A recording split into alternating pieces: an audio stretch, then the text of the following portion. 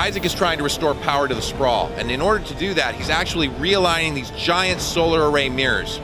So he's actually catching the sun, redirecting it, and charging this massive beam. Not only does he have to do that, but once he's powered that thing up, he's got to get down there. And in order to do that, he hops in this crazy chair that propels him at like rocket speed, and he does this kind of halo jump as he navigates through all this debris, including busted up pieces of buildings, and in fact flies through an apartment building as he goes crashing down to the surface of the sprawl.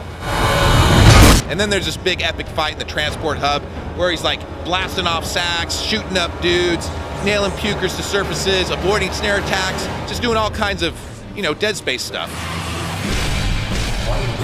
That was one of our goals from the start of Dead Space 2, was to enhance and kind of blow out the zero-G sequences. It felt like, you know, there was the point-to-point jumping aspect of it, so you didn't get that full, like, floaty feeling that you get in zero-G. And we wanted to kind of create more challenges with it. So we did want to include those moments where you are using it as a navigation tool, but also we wanted to just make sure it was more fun overall. The fact that you're in an airless environment, so you have that air timer counting down, which you still have in Dead Space 2. They made those areas scary, right? Like you were scared, you wanted to get back into the ship because you didn't know what was going to happen out there. So if we can kind of get that same feeling in a more, you know, open type of space, I think it's really going to be fun for players. We showed off the Puker today. We've seen him before, but we actually showed off one of his new attacks, which we've been playing around, which we're calling his snare attack. So you're actually able to get slowed down if he hits you with it. Also with the Puker, his projectile vomit attack actually can damage other enemies. So if players are clever, they're actually able to like dismember his limbs and then get all the spouty, vomity stuff shooting out of his limbs. It'll actually damage other necromorphs. Again, it's kind of another twist on the combat, letting players be more creative and inventive.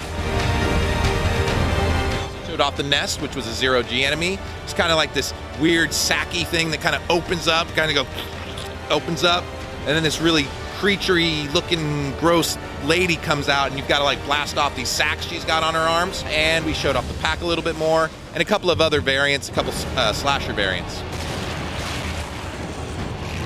I think, you know, one of the things, again, about being out in space is it can be scary, and you've got the opportunity for things to be all around you. So, you know, when we go out into the airless environments, generally we remove sound because we're trying to simulate what we perceive it to be like out there. So that kind of muffled, rumbly sound, yeah, I think that can be really scary and creepy. In terms of sound design, I think the guys really do focus on having some unique tells. So when you hear that kind of gurgling sound, for instance with the Puker, you should know, okay, one of them's around. Or you hear the sucking kind of sound of the cyst enemy, which we've shown off before, you know one of them is around, so you have to be really careful and look around for it.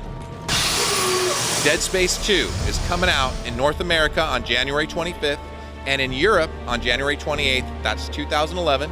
It's going to be available on PS360, that's PlayStation 3, 360, and personal computer.